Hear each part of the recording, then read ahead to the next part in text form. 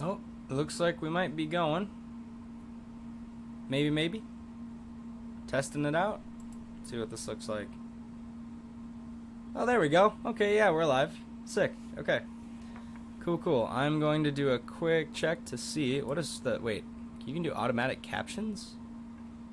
Let's see. How is my stream? Is it good? Yeah, it looks good. Fairly good. I'm going to try to unmute it. Looks good. Fairly good. Whoa. Don't want that to be loud. I'm going to try to unmute it. See what the guitar sounds like. Fairly good. Whoa. Don't want that to be loud. See what the guitar sounds like. That's not too bad. It is stuck on the one, it is unfortunately stuck on the, like, it has to be left and right balance, so my voice is going to be on this side of your head, and my guitar is going to be on that side of your head, but that's kind of what needs to happen just based on my setup. I'm more so doing this, to check on my, I have a new computer, compared to what I have been streaming on, so just testing out what the new computer sounds like, you know, and like got all the software set up, all that kind of stuff, and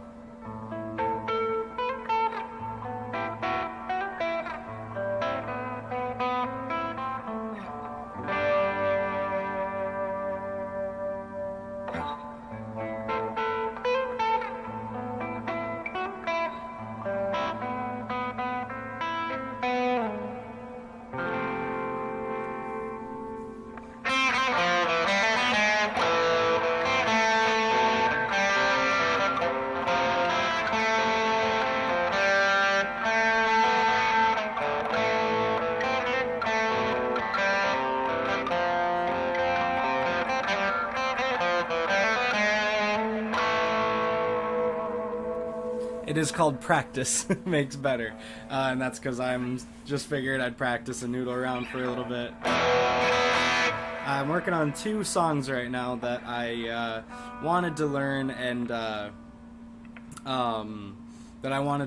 have kind of more under my belt, and one of them is switch my pedals here, Blue Oyster Cult, Godzilla.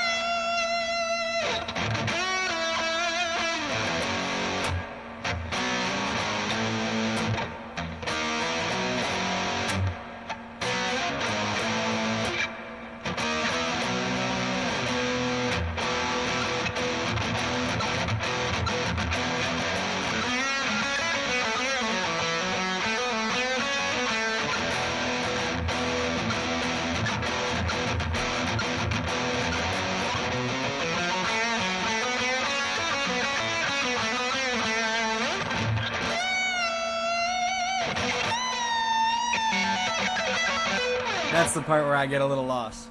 It's this really cool lick.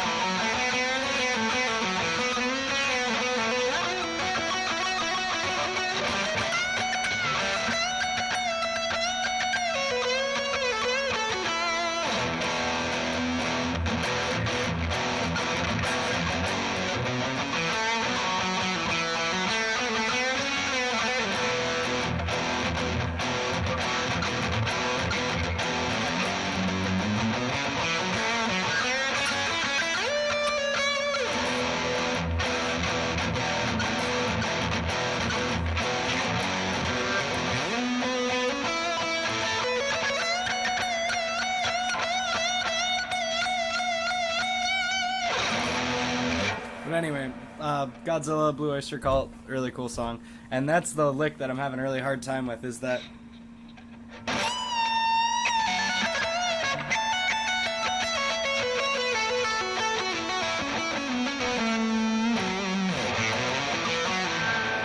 It's right before you drop down for that, you know... You have this crazy fast, so it's played really fast.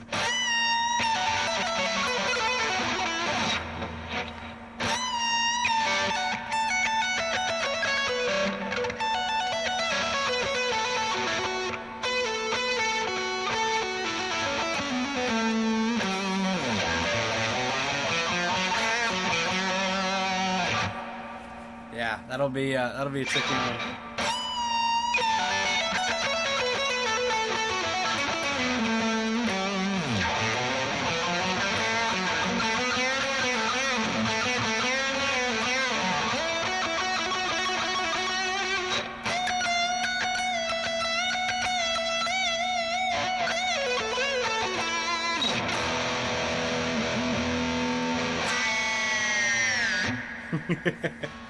It's too much fun on a guitar like this. You just get carried away. You're just...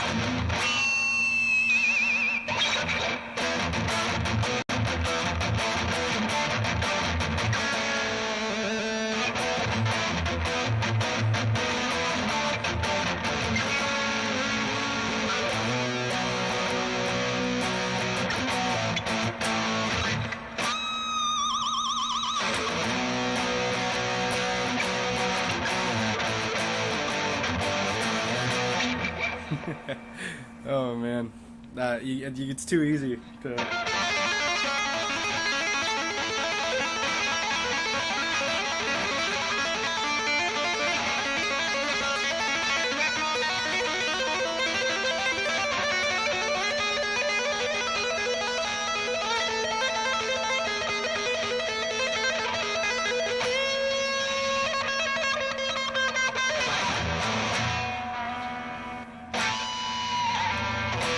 It's too much fun. But yeah, if you're at home hanging out, I see we got at least one viewer right now. But yeah, if you're at home hanging out, pick up your guitar, practice a little bit. Doesn't matter. We all start somewhere. But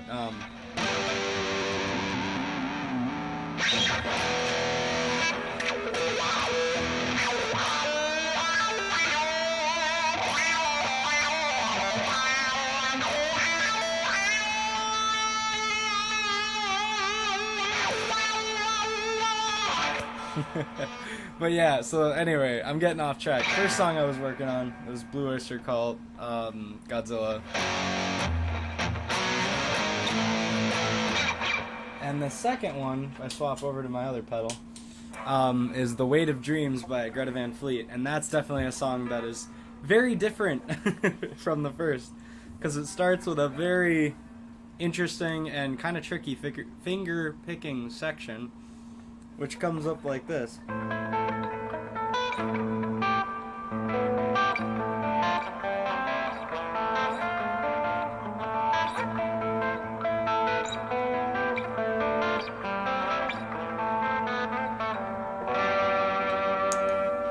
And I dropped my pick, hopefully it's not gone. Oh, no, there it is. Come on, alright. And then, you know, it goes back up and starts that whole thing over again, and you have...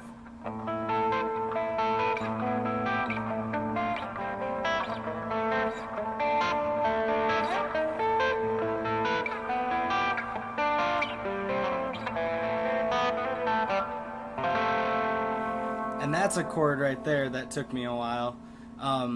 But after that chord, you go to this...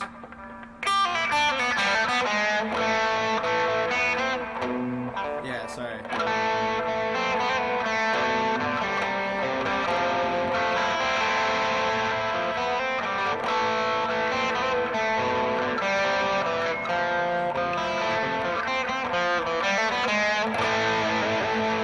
And it goes into more of the chorus.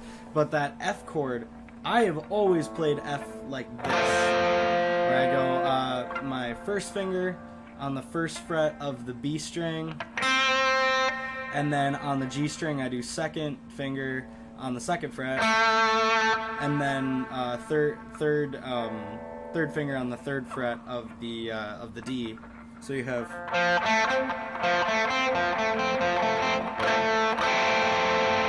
But in learning this Weight of Dreams, I end up I have to put in an extra note, the third fret on the A string. So now instead of playing it like this, where I have like that, I end up having to move my third finger, or my ring finger, up a string, or down a string, however you want to look at it, but up to the A string, and then my pinky takes the previous spot. So now it almost is just the same thing as like an F major, like power chord, but now I leave this finger up on the first fret of the B, like an F, like triad chord. And that took a lot of like changing what I already know to get used to, because it's very just, as opposed to, there's just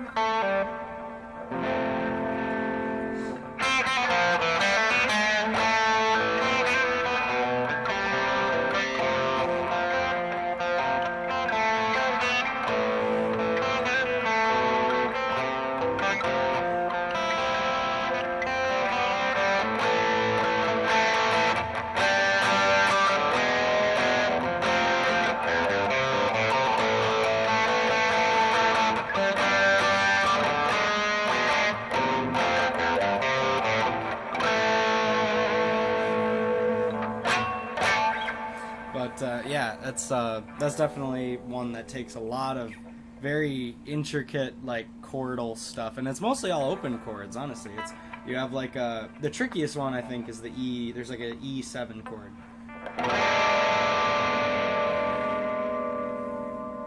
It's only 3 fingers, but it looks like there's 4. But yeah, that E7 is tricky because you're only on it for like a second in that song, so. And then it transitions right to the weird F. So you have this, that's like the chorus part.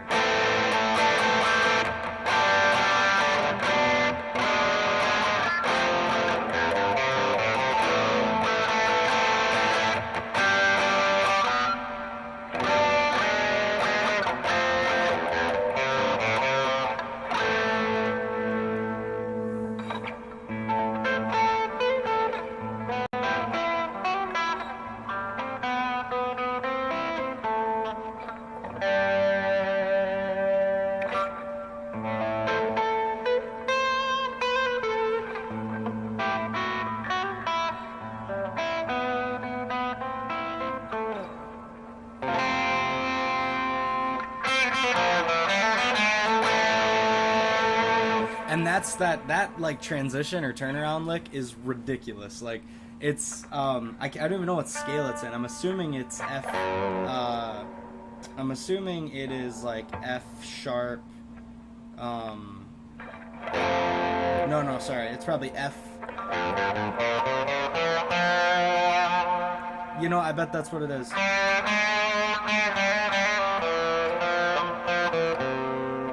Maybe it's F sharp harmonic minor or something? I have no idea.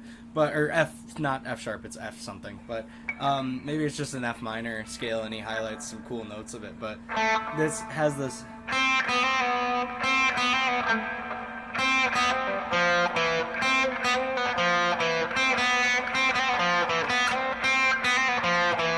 So he actually skips a string there. So you have on the B string, first fret, we have this.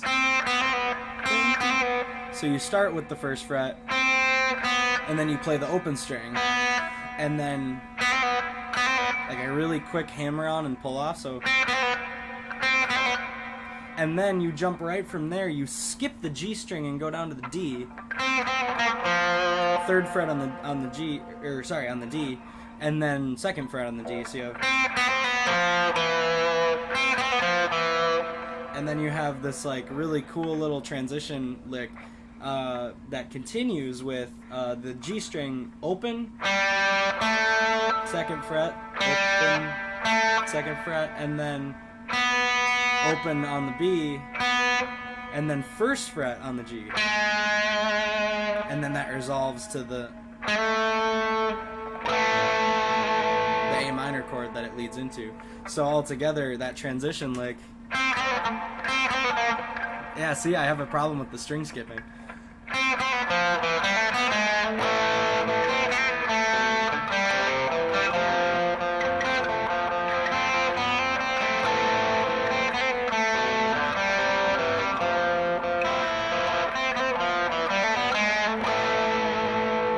Like, that to me is just such a cool and well-written lick. It's so much fun to play. But it is very tricky to get right, so I've had some problems with that. But, yeah, it's tricky to get all those little things right, because you have this, like...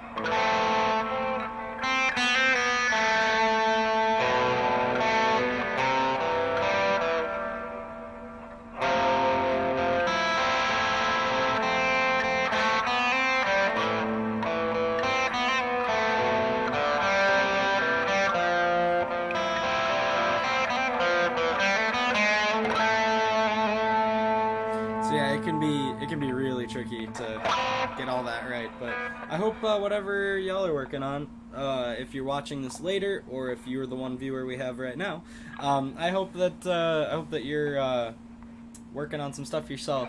Could be guitar related, could be something else, but as long as you're doing something you love. But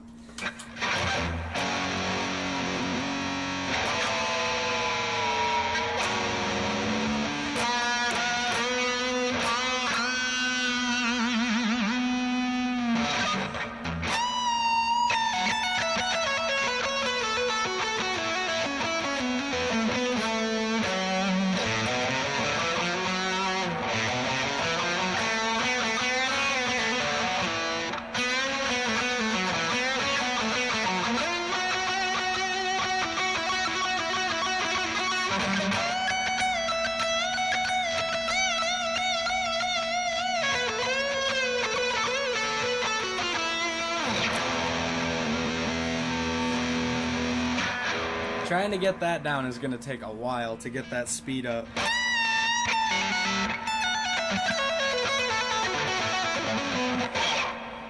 It's tricky. Let's see.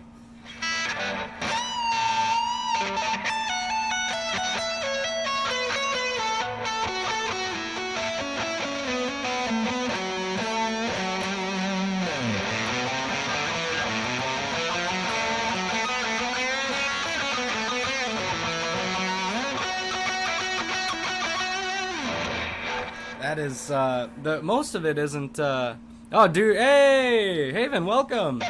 Just jamming along. That's what the stream's for. That's what it's for, is we're here just jamming along. That's all it is. Yeah, just, practicing what you're doing. Glad to hear that you're, working on some stuff yourself, so.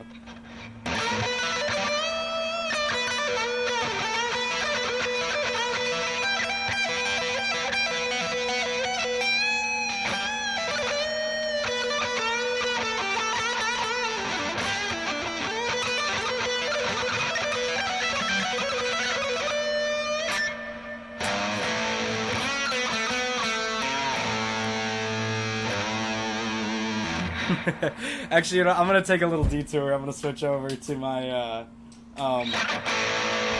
my little more Zeppelin-y kind of sound here. But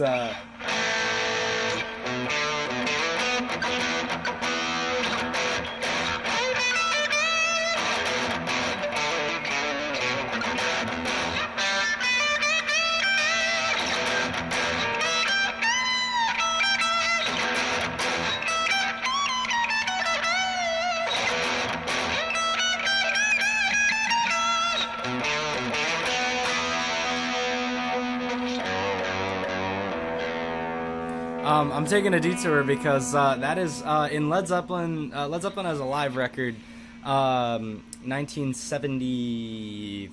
Whew, was it 1976 maybe? The song remains the same soundtrack, I guess, but it's I think it's Madison Square Garden in '76, if I'm not wrong. And it's fantastic. And they end. I think it's Black Dog. They start it with the opening or the opening like crazy riff that everyone knows from like Bring It On Home. So like it starts out with this like. Oh, sorry.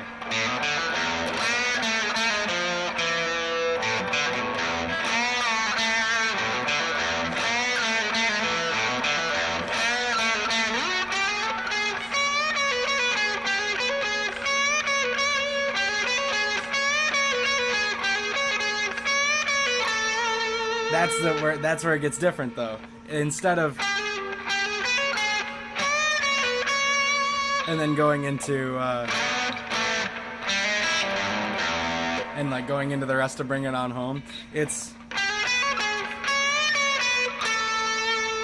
and then he holds that note and then he comes in, hey hey mama said the way you move, and it goes into Black Dog. So you have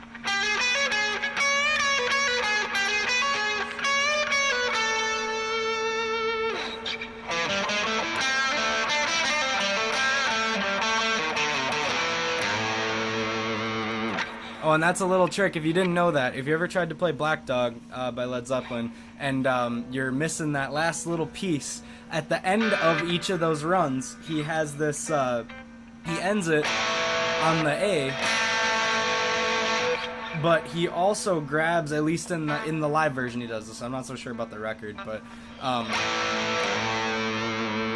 he grabs on the second fret of the E string and pulls it up to like match the A. So he has this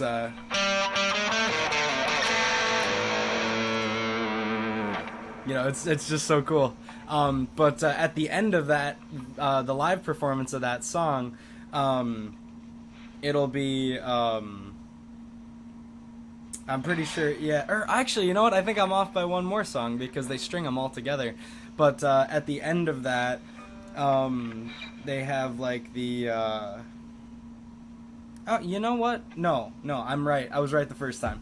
At the end of that song, they have this and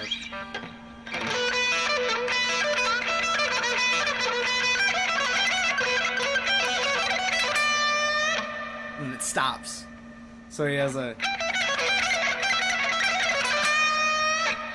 and then this really awesome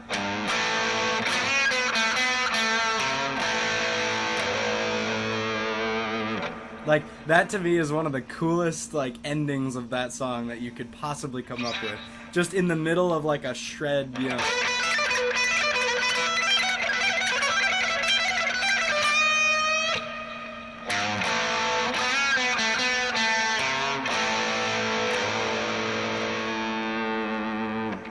Like how cool. Because I'm pretty sure after that they switched to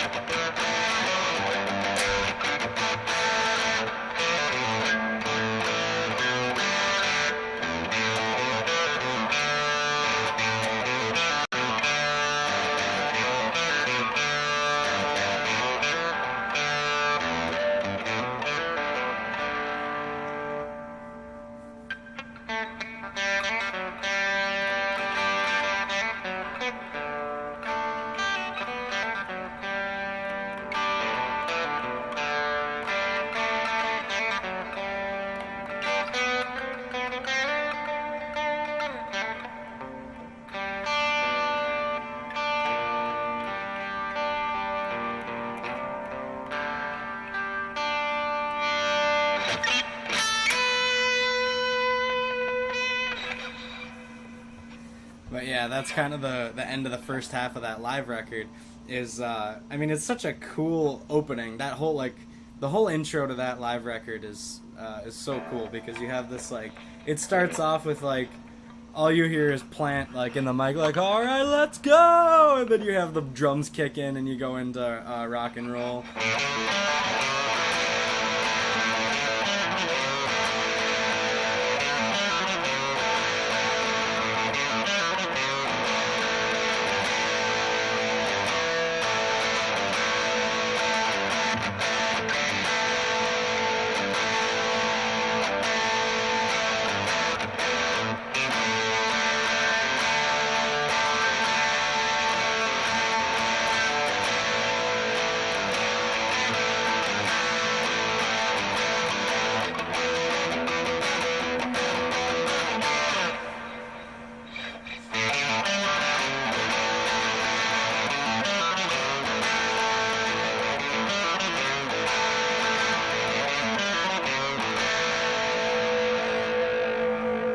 And then when that song ends,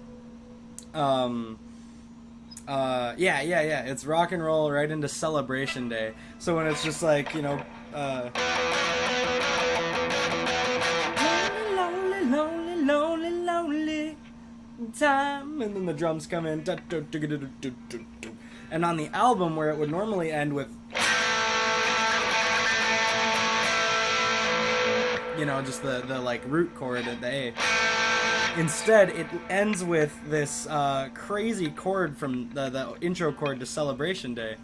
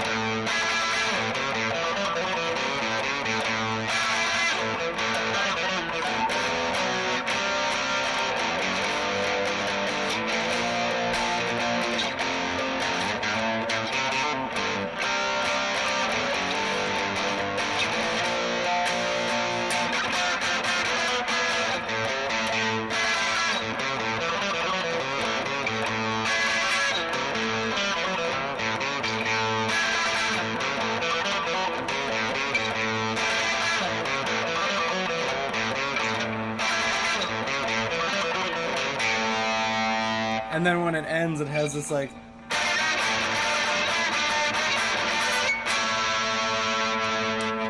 And before that can even end ringing out,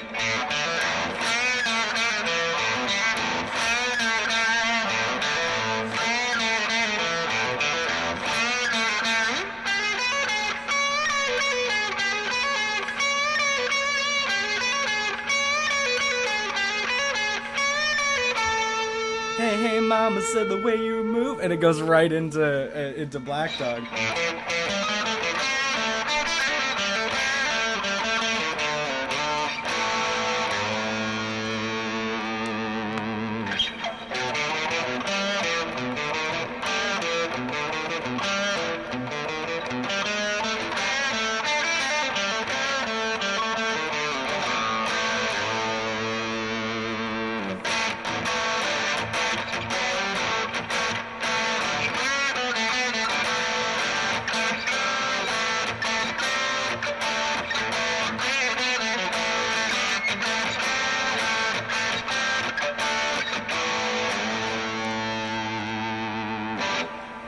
Yeah, and then when that ends, you know, you get into this like.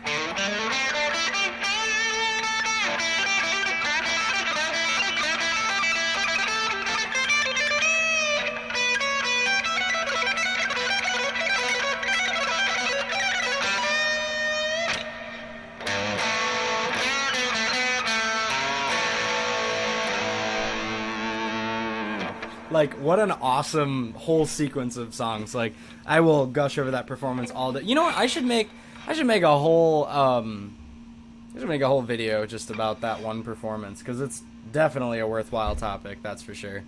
But yeah. If you're watching this after the fact, leave a comment for me. Sorry. Better turn that off.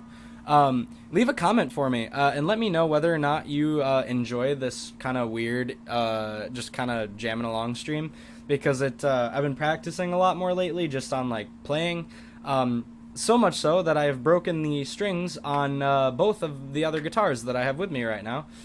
So I got this guy, which is the only one remaining with strings on it, and then I have, let me show, I got the Haven will recognize this one.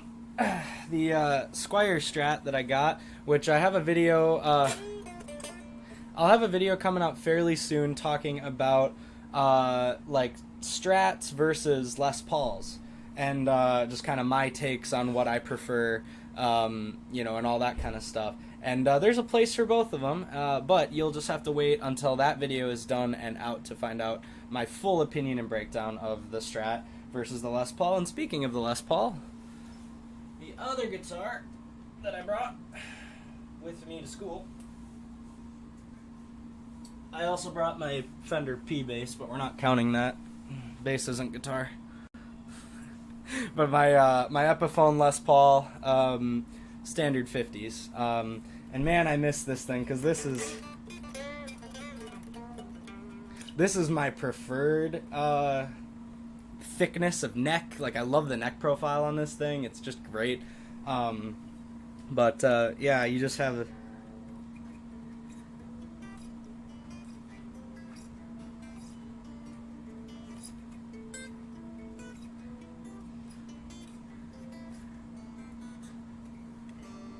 it's still in tune. How is it still in tune? It can be with piccolo strings. Yeah, I guess you're right. You can make a bass guitar that way. Or make a bass guitar a guitar. But yeah, this is the other guitar I brought, which is, this is probably my favorite one I own, seriously. The Epiphone just kills it with these. I mean, the finish is amazing, like, no finish problems whatsoever. On camera, it probably looks better than it does in real life. Well, no, never mind. You can see the fingerprint smudges and stuff from me using it. But that's the other thing with, like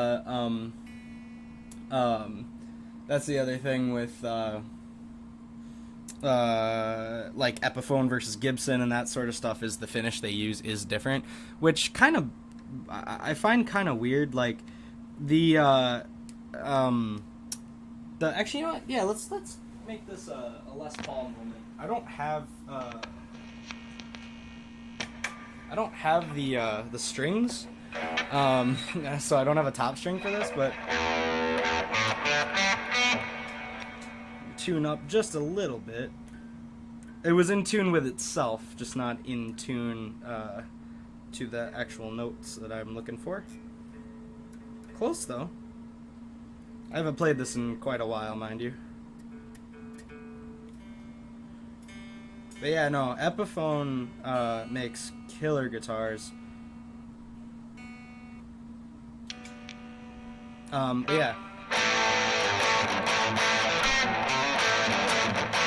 I just love the bite of a Les Paul. There's just something about it that just has that...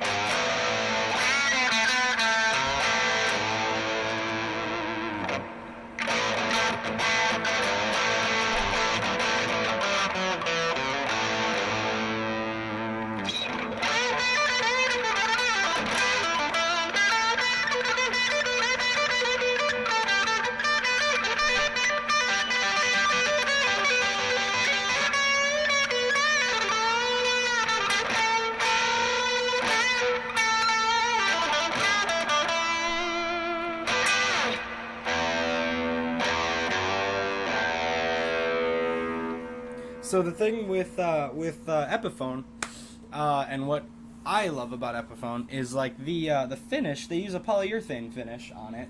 The whole thing pretty much is polyurethane coated, and the difference between like an Epiphone and a Gibson, one of the big things is they use a polyurethane like lacquer instead of the nitrocellular. I think it's nitrocellulose, cellular. I don't know, nitro. It's usually just referred to as nitro for short. But the nitro lacquer is like gonna actually cause your guitar to like wear more over time. Like, yeah, it's not as I think the main difference is it doesn't let the polyurethane doesn't let the wood breathe as much. So like your people talk a lot about tone wood and that whole debate. But from what I understand, the nitro lacquer is it allows the wood to breathe a bit better and will show like the aging and stuff.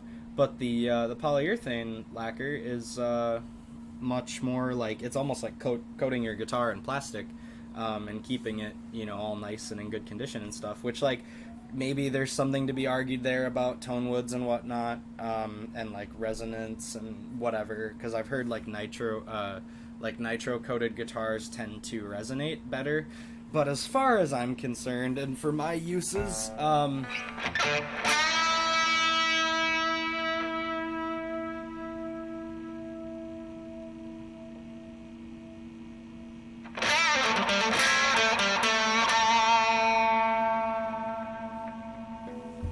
it resonates well enough for me, and an Epiphone that plays this well and is constructed this well, like I mean the neck joint, I don't see a single like pressure crack in the scarf joint. Or I'm not sure if it's a scarf joint, but it's a set neck, I guess is what I was trying to say.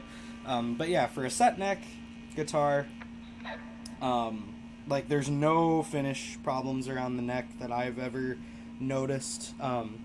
Let's see. There's the tiniest of tiny little cracks, like a finish crack right up by the nut on the top. And is there one on the bottom? Actually, yeah, tiny crack in the finish there. But other than that, it's like, come on, like Epiphone.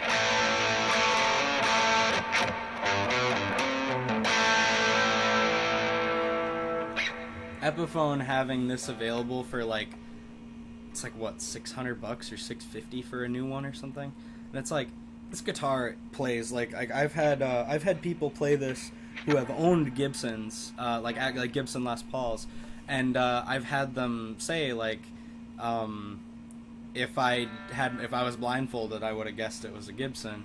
And it like that's how well this thing plays, and like I've heard that is the case with all of the inspired by Gibson. I've heard that's the case with all of the inspired by Gibson Epiphones, because this one is the standard 50s Les Paul one, like I said, and so all of the specs on this thing, from the knobs, like the knobs have the little pointer. I don't even know if you're gonna be able to see that. But the knobs have like the little arrow pointer thingies on them that can show you like a little pointer at where your knob is placed for the potentiometer. That's like a 50 spec. Same thing with the like the head. They got the old like the Kalamazoo like open book headstock thing, and then they have of course the Les Paul signature because it is an actual Les Paul. But yeah, the pick guard, the flame, cherry, vintage cherry sunburst and stuff, like, and the neck profile is one of the big things. I think this is maple top, but I think it's a maple veneer as opposed to like a thick maple top. But again, if you're coating it in polyurethane lacquer, you're really not going to have as much of a difference from like a tone wood perspective, as far as I understand. Don't yell at me for tone wood stuff. I play the guitar makes the noise. I'm not a huge like. I've heard arguments on both sides for tone wood. Like tone wood, maybe it feels different, but when it comes to sound, you're getting minimal differences. But it's all, in reality, people will argue about tone wood and things like that, like what strings to use and all whatever, until the end of time. But in my opinion, if you pick up a guitar, you play it, and it makes you happy, that's the most important thing. And if it makes you happy because it has a rosewood fingerboard instead of an Indian laurel fingerboard, then cool. If you're happy, then you spent your money to make yourself happy, and that's what's important. As long as you play the thing, but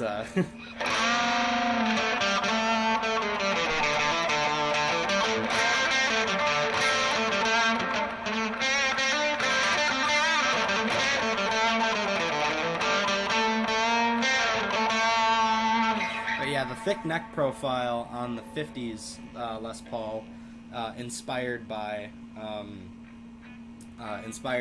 Gibson series. I love the 50s neck. It took some adjusting. Like, I don't know if I'll be able to... Actually, you know what? Let's see what we got here. I actually think I have a tape measure right nearby, now come to think of it. Let's take a look. What can I establish here?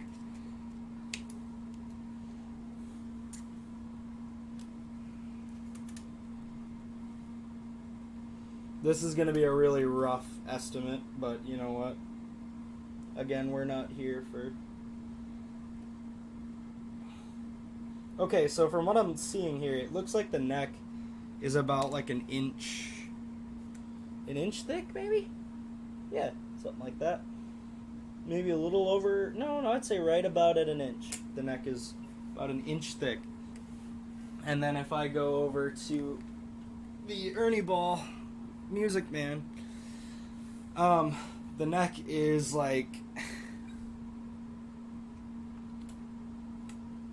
half an inch. Yeah, oh wow, that is ridiculous. Yeah, less than half an inch. The I'd say a half inch is probably fair. The Ernie Ball neck is ridiculously thin and like super fast playing, like just an incredible guitar. And it's I don't know if it's set neck or neck through on the I know it's neck through on the like Made in America Music Mans, but the Sterling ones, I'm not sure. I'm not totally sure what the Sterlings how they're designed, if they're also neck through or if they're just a set neck, but regardless, they play amazingly. And they sure look like a neck through. I mean, it doesn't look like there's a set neck. It looks like just one, full chunk of wood. But I also do not know for sure. But yeah, there we go. There was Riffjaw Music Science show by neck comparison there. But yeah, it's the thicker neck. It definitely took some adjusting from playing something that has such thin necks like a Strat. Some of the new Squires and stuff have pretty thin necks, and then the Ernie Ball is a really thin neck. And coming from that to playing this thing, it's like your hand is just full, when you put your hand on the neck. And I love that. Like, there's something, it has to go, like, I wouldn't like this kind of neck on the Music Man or anything like that. But on the Les Paul, it's just perfect, It just has because it bites when you play it,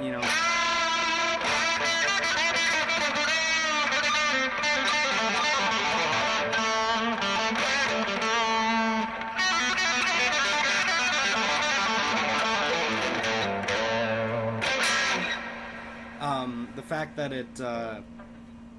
fact that it just kind of has that bite to it with the way the pickups are, and there's kind of the stigma's the wrong word. The aura that this guitar emits is just it inspires you to play cool stuff, and super cool. But something about the thick neck with that bitey tone really matches it. But like, I would not want a Strat with a neck like this, especially not a Strat, because Strats are like, I would use a Strat to play like Hendrix or Stevie Ray Vaughan, and like playing that sort of stuff with a super thick neck, I really wouldn't enjoy quite as much, especially with Hendrix, because he does all those like thumb wraparound things, and it would definitely be better, to not have such a thick neck if you need to use your thumb to wrap around for chords, but.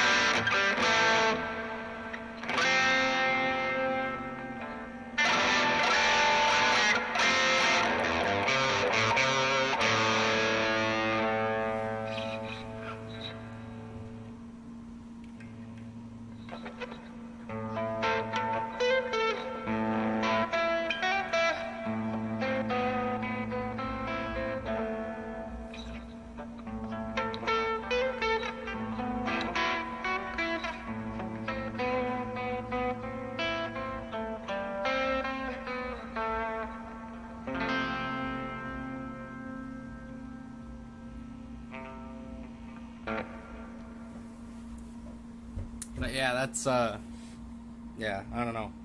Great work in that department by Jake Kiska from Greta Van Fleet. Incredible riff, super fun. But yeah, yeah, I miss my Les Paul. I want the strings back on it, and the strings are gonna be here Thursday, so I'll have strings on Thursday. But for now, there is no Les Paul. At least not in its full capacity. Obviously, I've just been playing it, but yeah, there's no top string. No top string. Link, very generic. What's up? How's it going? I apologize if I know you in real life and don't recognize your username.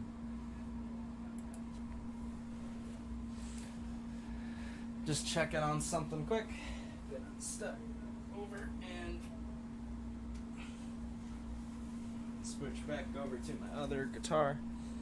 Oh, Lincoln Bertrang, that's right. How's it going?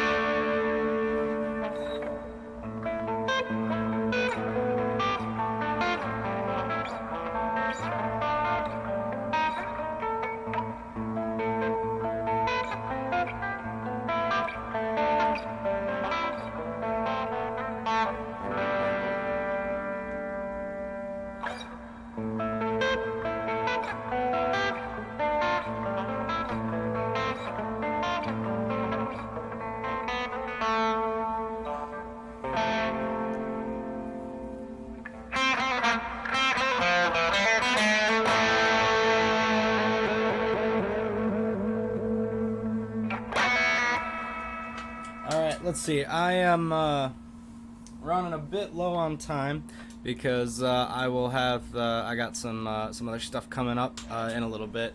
But until then, I appreciate everyone jamming out with me for an hour and coming to hang out. Rewatch a stream from the beginning if you want to have someone to jam with for practice. But yeah, other than that, I will catch y'all later, and hope everyone is having a great weekend, and I'll try to do more of these little streams whenever I can, just to, I don't know, get some more content out on the channel. Lots of stuff going on with engineering and stuff for school, so definitely a time-consuming deal, but videos are slowly but surely being worked on. Slowly but surely. They will come out, it's just a matter of time, but yeah, thank you all so much for hanging out with me for a little bit, and I will catch you all later.